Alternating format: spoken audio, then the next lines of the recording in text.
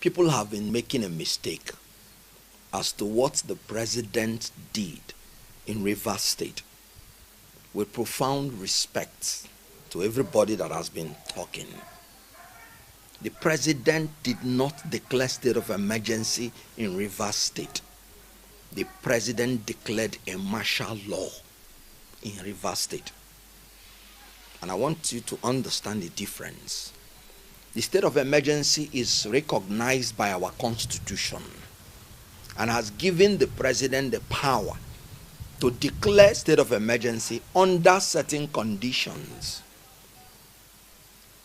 The Nigerian Bar Association, led by its president, has made it clear that none of those conditions has been fulfilled to warrant the declaration of state of emergency, meaning that the purported declaration is not a state of emergency.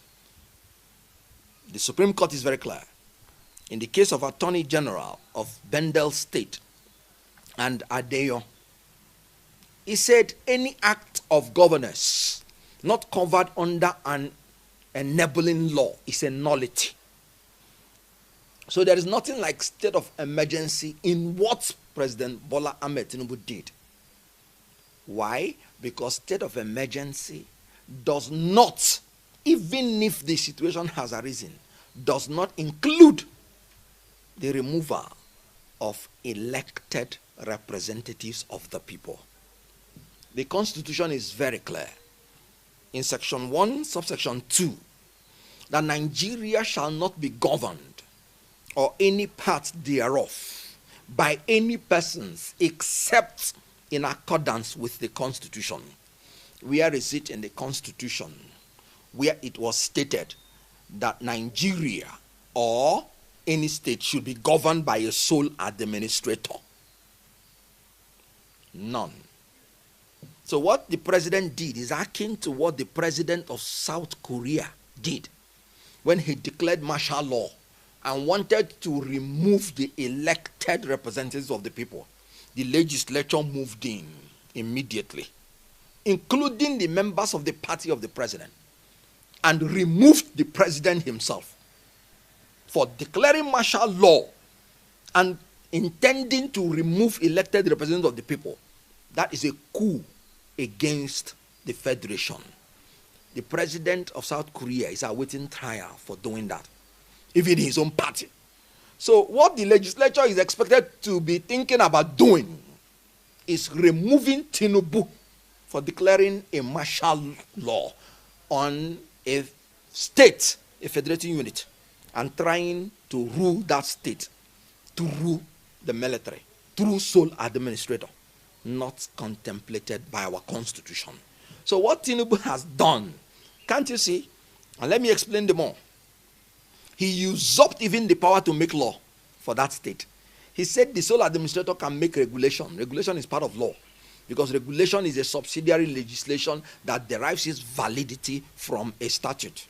So he usurped it through a decree, not our law, that the sole administrator can make law, and that he, Tinubu, and his cabinet will be the one to authorize the law, usurping the power of the legislature. That is treason. That is trying to govern Nigeria, or a part of it, in a manner not contemplated by the Constitution. Now, Tinubu suspended numerous sections of the Constitution in order to make his declaration. No state of emergency authorizes the government to suspend any provision of the Constitution. But in declaring the martial law, which Tinubu did for Rivers State, he suspended Section 1 of the Constitution, Section 179, 180, 188, 189, and Section 120 and 121, including Section 117 and 110, in other words, 110 of the Constitution. He suspended these several sections of the Constitution in order to make that declaration. That cannot be declaration of a state of emergency. What are these constitutions provisions of the Constitution talking, you cannot govern Nigeria outside elected member of the representatives of the people. That is what these sections are saying. And these sections enumerated the methods that you can use to remove a member of the House of Assembly or the governor. 1, by death, by resignation, by removal through impeachment, by permanent incapacity, and expiration of term. And for the House of Assembly member, by recall. That is the summary of all these sections that I have enumerated. So the president suspended these sections and wanted to rule Rivers State by decree, because he has already usurped the power of the legislature. And that is why I'm saying that what he declared was martial law, was a coup against the people of Rivers State. Rivers State are the ones that elected the governor and the members of the House of Assembly. And even by Interpretation Act, he said he that appoints is the only person that have the power to remove. So the president did not appoint the governor. He did not appoint the members of the House of Assembly. They were elected. So the president has no right to remove them. And any government in place in a democracy was instituted by laws. And that is why the Supreme Court say any act of governance that is not covered under an enabling law is a nullity. Even the National Assembly that has the right, and I'm talking now about the state of emergency, for you to know the difference from the state of emergency and what Tinubu did. In the state of emergency, Section 305 was clear. You declare state of emergency when there is war or when there is imminent threat of invasion of Nigeria. That has not happened. Or when there is actual breakdown of public order and public safety as to warrant extraordinary measure to correct the situation, or where there is a danger that such a thing will happen, or where there is a natural calamity of such that needs extraordinary measure to correct, or where there is a threat to the collapse of the Federation of Nigeria. This is Section 305, subsection 3. Now, none of these things has happened. And the president came on TV to say there is a security report for you.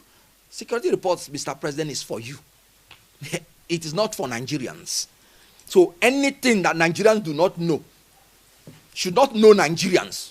You that know your security report, the security report has not given you the right to remove elected representatives. So what the state of emergency actually is doing is that the president should empower the democratic forces to be able to overcome the danger, even if it means using extraordinary measure. What is the extraordinary measures? The state of emergency that is talking about that extraordinary measure is that you have the right to restrict the fundamental human rights of Nigerians when you are taking away the extraordinary measure. It does not mean removing elected representatives. And this was stated in Section 45 of the Constitution, when they say that the provisions of the human rights cannot invalidate any law made by the National Assembly if that law is intended for the defense, public safety, public morality, public order, or public health of the country. And even that section made it clear that the National Assembly has the power to make such law for the defense, even if it affects the fundamental human rights. And in Section 11, subsection 4, the Constitution made it clear that the making of the law by the National Assembly does not include the removal of the governor or the deputy. That is, even if the legislature is not functioning in that state. What does that tell you?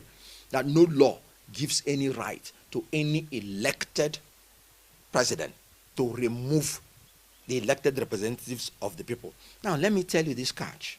Because the president is referring to one pipeline or two that was breached during the regime of President Goodluck Jonathan.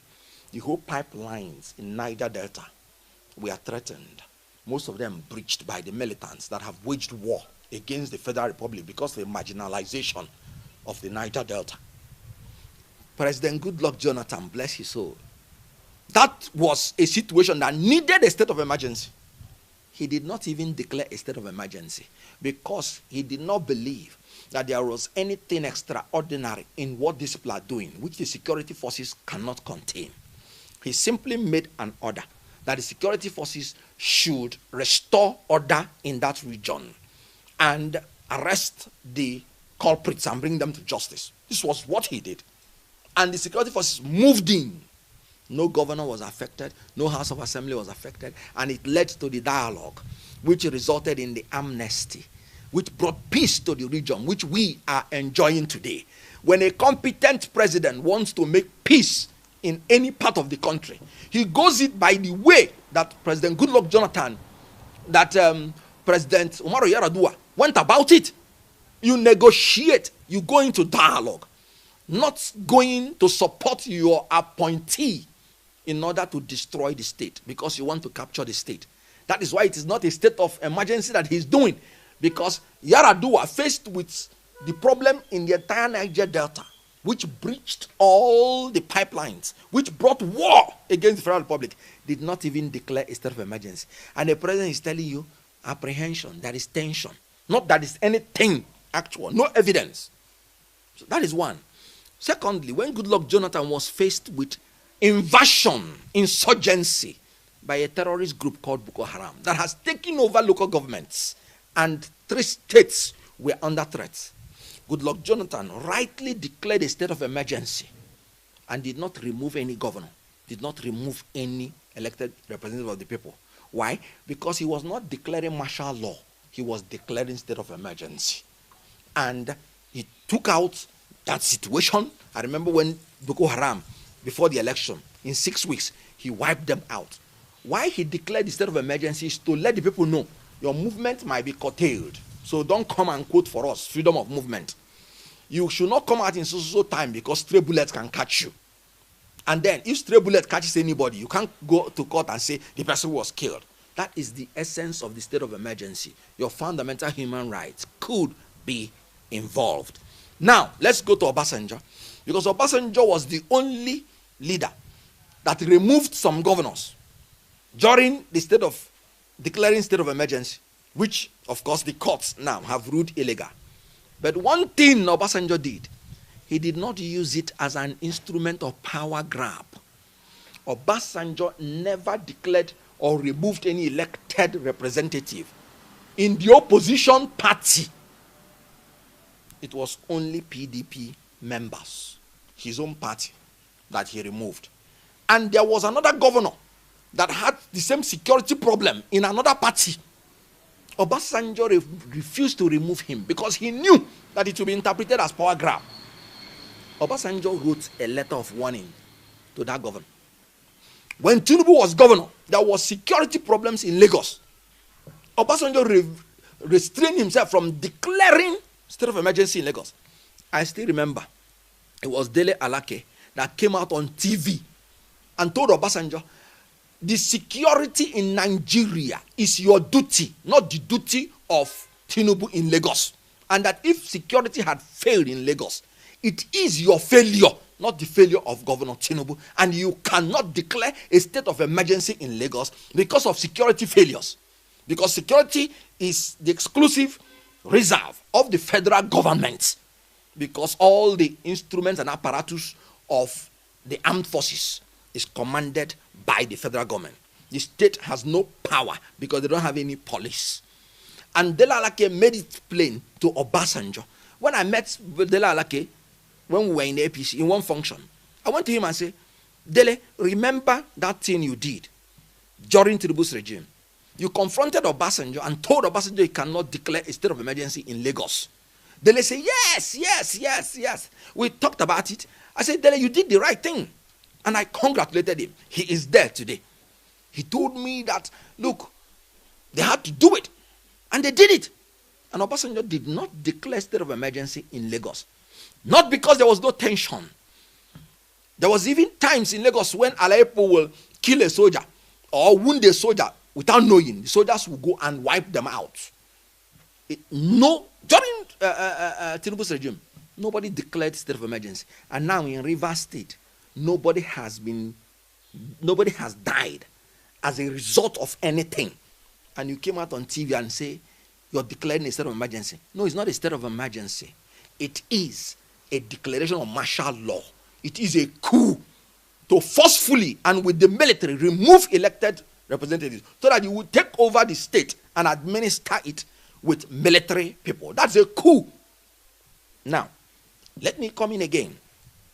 Because when they talk about this state of emergency or removing governor, Tinubu is the first president since 1979 that has used the instrument of state of emergency to usurp power from the opposition party. Till date. That is why it's a power grab. There was nothing in Rivers State that necessitated the declaration of a state of emergency. Let me give you another example.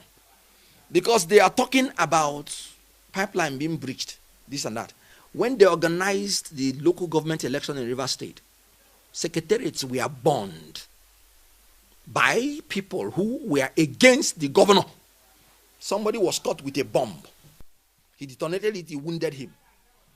They traced him, they knew him, they arrested him. What has happened to him? To date, nothing. People went as sons who were loyal to the appointees of the president, burnt down the secretariat in open glare. Nobody was arrested. Why? No state of emergency was declared. Why? And then, now you have peace. You're saying you are declaring a state of emergency. I was really troubled when the president was mentioning Supreme Court judgment. The Supreme Court judgment said that Appropriation Act must be submitted by the governor. Resubmitted. Not submitted, because the governor has submitted it into the legitimate House of Assembly. And they were legitimate until the declaration of the Supreme Court. Now, they said he should represent it to the 27 lawmakers.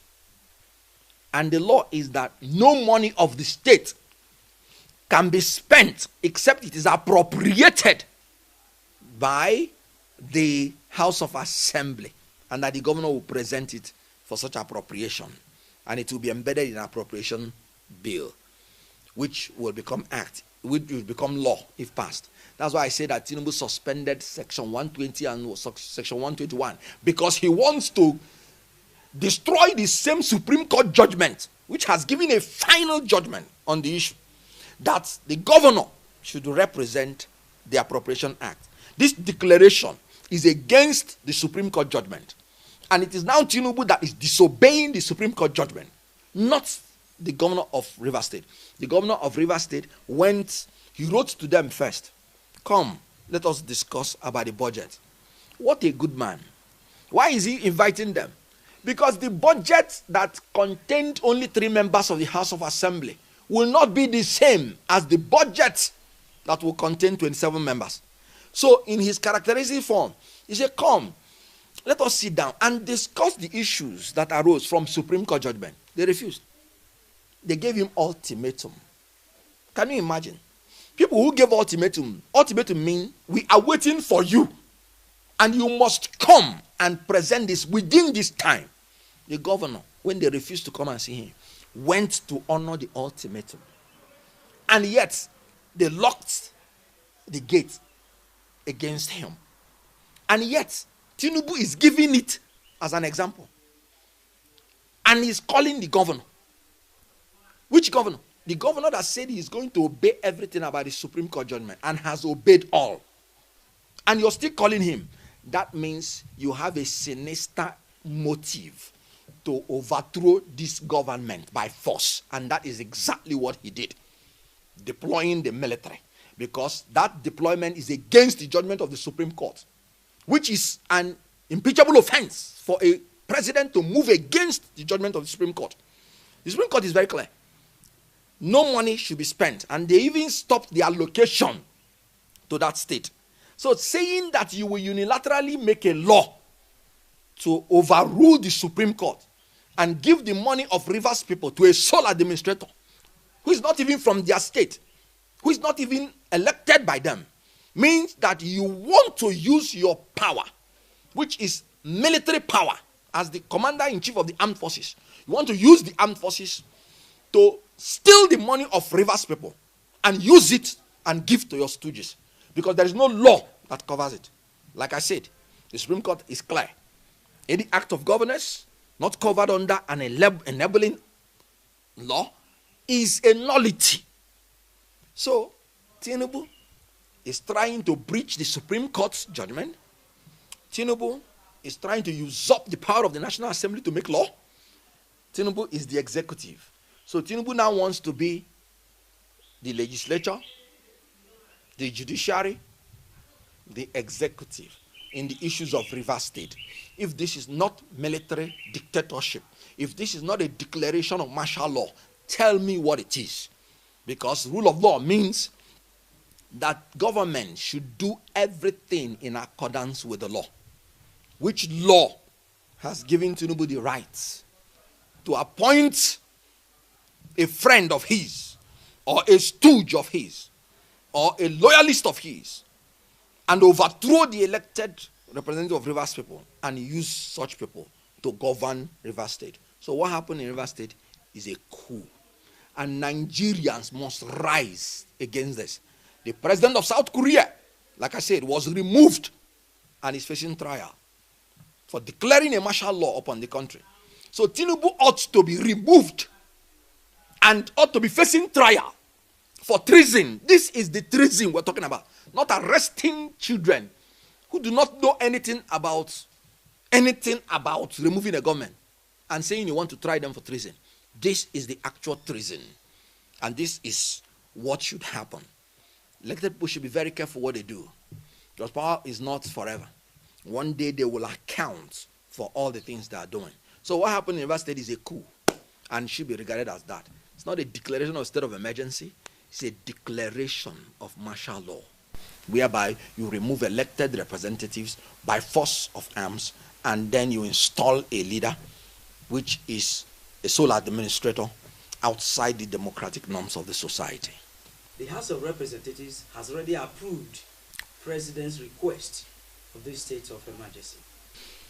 In my own opinion, what happened in the House of Representatives is illegal, because anytime the law stipulates the required majority to attain a particular issue, you cannot use a voice vote, because you have to prove that the required majority was attained.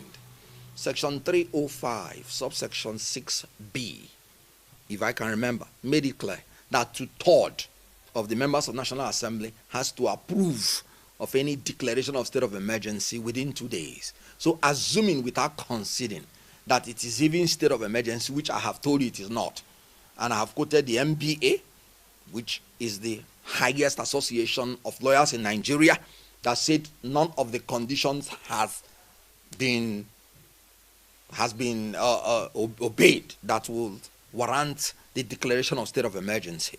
So assuming without conceding, the National Assembly must record that they have the necessary quorum, which is 2/3, and everybody should write his name and sign, because this is like akin to the removal of the speaker, which you need 2/3, or the governor.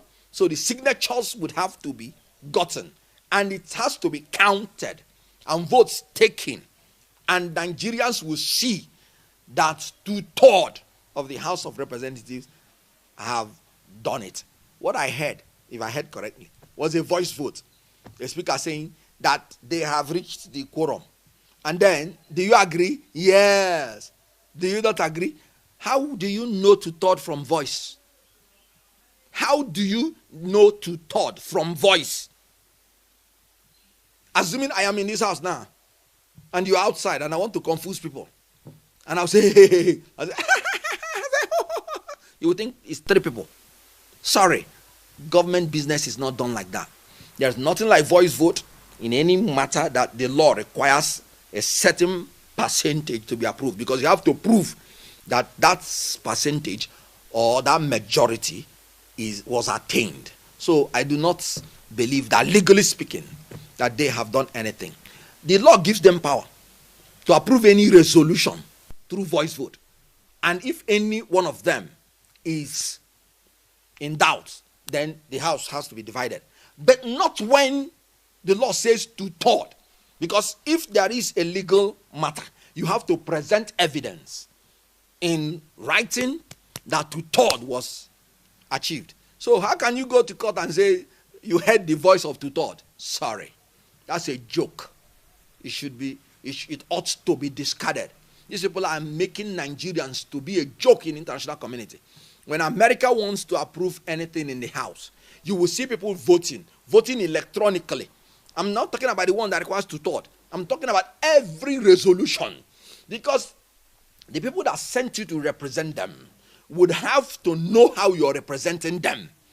And each vote, they would have to know how you voted to know whether you're representing them well. How can you distinguish and separate people the way they voted when you say voice vote? No, that is a way to entrench corruption, to entrench irresponsibility in the running of the affairs of the legislature. Because I'm entitled to know how my representative that I voted in, how he voted on any issue in the floor, to know whether I will support him again coming to 2027 or in any other election. Telling me that you went through a voice vote on such a matter like this is a joke. And now, like I've always told us, that the legislature has not done what they are supposed to do. The power in a democracy does not lie in the executive, it lies in the legislature. So if things are going bad, and I've written it in my column, blame the legislature, because the executive does not have any power to spend anything except the legislature approves. Now in this state of emergency, the executive has no power to declare it except the legislature approves. So when democracy is going bad, please, the first point of call you blame is the legislature, not the executive. And until we start holding them responsible, our democracy will continue to degenerate. That's why Montesquieu made it clear that whenever the legislature is corrupt and becomes compromised and work with the executive in a compromised form, then democracy will come to an end. It's very unfortunate. Well, let's see what the Senate will do. I will be shocked and surprised if 73 members of the Senate will vote that elected members of subnational that belong to the opposition party, that they should be removed on the whims and caprices of a president who does not respect the constitution, does not respect the law, because a lot of them are former governors. They should understand what they are doing, because if this president is set, what it means is that any president can use the instrumentality of the so-called state of emergency and take over all the states which he did not win during election. Any state that he feels might hinder his re-election, he will just use that method and go and take it. So the issue here is we are trying to establish democracy. We are trying to sustain democracy. Democracy will be unsustainable when a single man will come and decide to chase away elected people. Aristotle said, it is a bad thing for any human being with all the disorders and affections of the human mind to become the sovereign authority which ought to be reserved for the law itself. We should be governed by law in this country.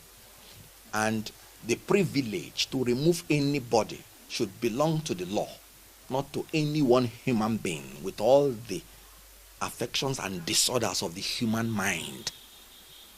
Human mind, that's why they say power corrupts, and absolute power corrupts absolutely.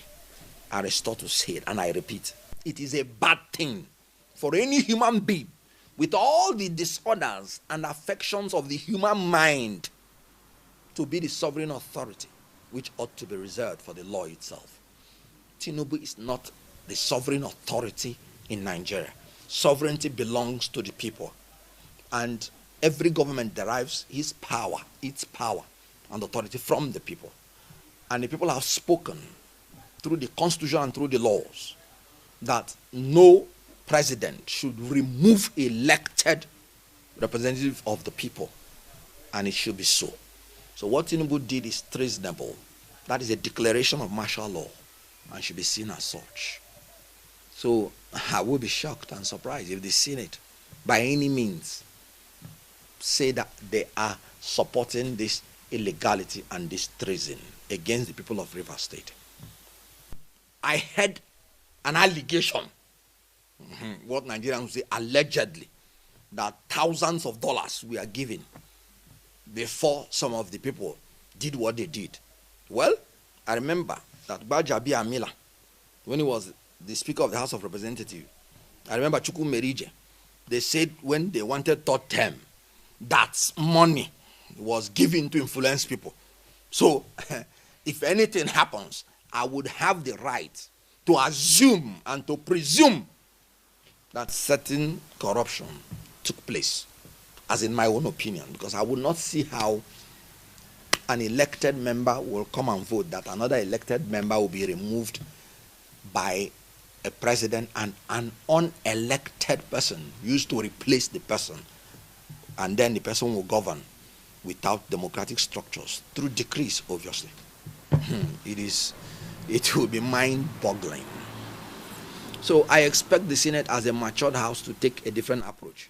But I'm telling you that if I hear anything, because if you had told me that the House will even do what they did, of course, it's illegal in my own opinion, but that they will even do it is even crazy to me. So let's wait and see. The implication is that we don't have democracy anymore. Because if you can remove elected representatives of the people, why would you call them to come and vote next time?